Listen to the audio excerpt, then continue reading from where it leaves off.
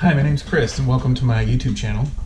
I wanted to start this channel because there are two things in life that I'm very passionate about, and one of them is teaching and the other is woodworking. And I thought this would be a great way to combine them. I am by no means an expert woodworker. I am not a professional woodworker, but I have been at it for a few years now, and I thought I could share some of the things that I learned that might be helpful to you. And if there's anything that you can share with me that can make my woodworking even better, then I would appreciate that. And I thought it would be a great way for us to go on this journey together.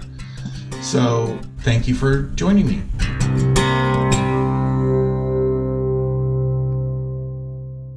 Today's video is a bit of a shop upgrade. I made a dust collection system out of a shop vac and a dust hopper. And I had built a cart previously and it just wasn't working for me. So this is the cart that I originally built. You can see it's really wobbly. My apologies to the guy who produced the YouTube video that I thought I was copying. My version is terrible. So I'm gonna go ahead and take it apart and get into creating a whole new cart for this dust collection system. Here I'm removing the casters from the vacuum. I feel like it'll sit more flat and flush with the bottom of the cart if I do this. It's actually a mistake, and I'm going to correct it later in the video and you'll see why. I was wearing my work shirt and it was just really hot and really dusty in the shop that day, so I went ahead and changed into something a little bit more appropriate for working in the shop. I'm going to go ahead and break down this sheet of chipboard so that I can get the pieces I need in order to construct the box. So this is my philosophy of woodworking. I believe that about 80% of woodworking is setting up cuts. And about 5% of woodworking is actually making those cuts. Now, before you start telling me in the comments that that doesn't equal 100%, the other 15% is going back across the shop for something you just left.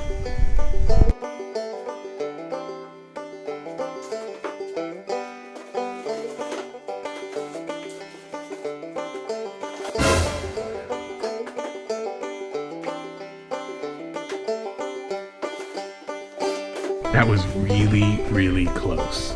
That board missed my toe by about half an inch.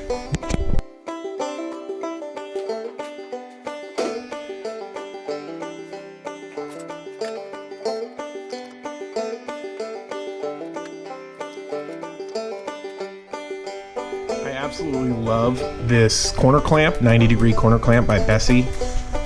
It really helps hold everything in place. I'm just going to be attaching these together with glue and 18-gauge brads, but I think it's plenty. Now just doing the same with the other side. Go ahead and get that held in place, make sure everything's flushed, and slap a couple of brads. Now, after checking to make sure that the slick side was both up on both the top and the bottom, I went ahead and repeated the same steps that I did with the bottom when I attached the top. This is the top of the old cart, and I know it's the right size for the bucket, so I just went ahead and used it as a template to make the hole in the top. And cut out a piece for the back. Somebody forgot to move the camera. Who could that be?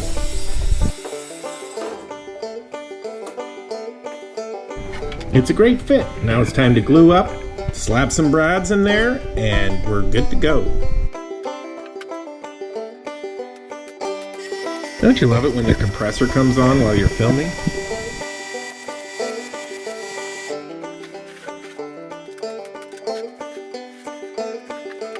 So I was getting a little bit of bowing in the side board, so I wanted to make sure that I propped it up with a board I wedged it underneath in order to get a flush mount for the back.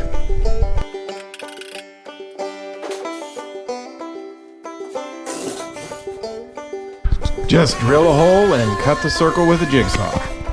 Simple as that. Okay, so for the record, it was probably about 110 degrees outside and probably about 95 in the shop. And also, I'm out of shape. Now here's where I figured out the mistake I made at the beginning when I took the feet off the vacuum. the hose that connects it to the bucket is not long enough. But it doesn't take me long to figure out that all I have to do is put the feet back on the vacuum. Minus the casters, of course.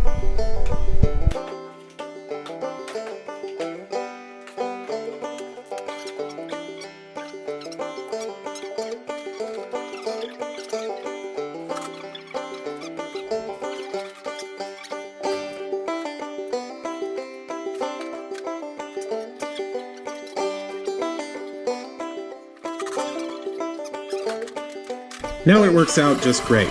Went ahead and cut a hole in the back for the cord, and we'll put it all together and test it out.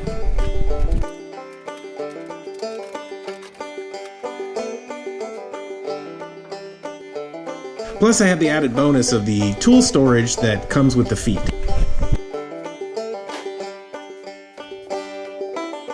Now that's a great shot, Scorsese.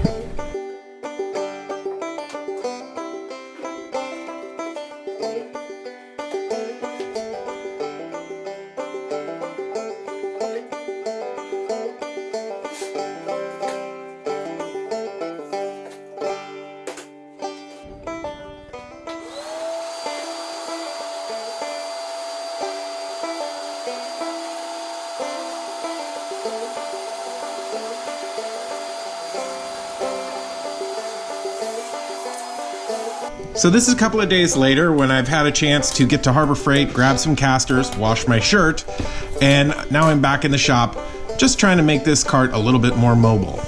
One thing that I noticed was that I was a little concerned about screwing those casters into just that 1/2-inch chipboard. So I went ahead and slapped a couple of more pieces of it so that I had something a little bit more substantial to screw those casters into.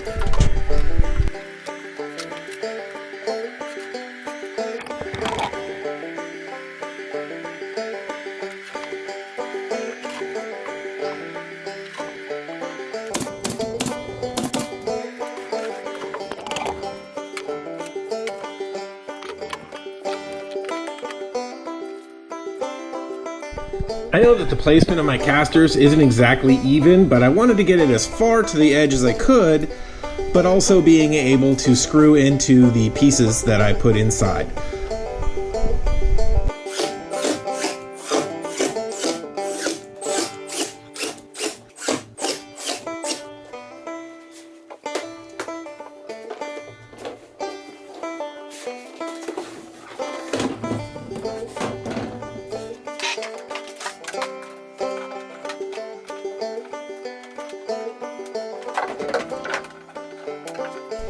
Just putting it back together one last time, and it's all ready to go.